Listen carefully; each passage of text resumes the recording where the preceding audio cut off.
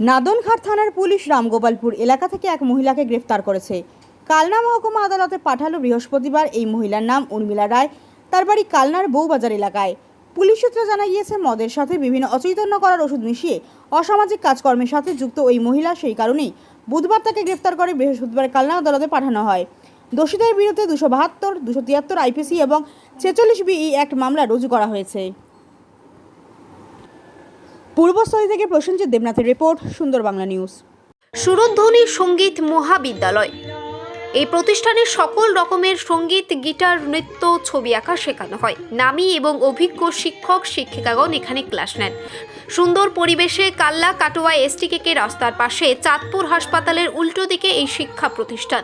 আপনার প্রাণের প্রিয় ছেলে মেয়েকে এবং যে কোনো বয়সের পুরুষ মহিলাদের এখানে যত্ন সহকারে সব রকম সঙ্গীত, গিটার, নাচ, ছবি আঁকা শেখানো হয়। পরীক্ষা দেওয়ার ব্যবস্থা রয়েছে। অতি সত্বর আসুন। আমাদের যোগাযোগ সোমা দেবনাথ 7718539305। আমাদের ঠিকানা চাঁদপুর হসপিটালের সামনে, পূর্ব বর্ধমান। বিশেষ বার্তা: শনিবার বিকালে গান শেখানো হয় এবং রবিবার নাচ, তবলা এবং ছবি আঁকা শেখানো হয়।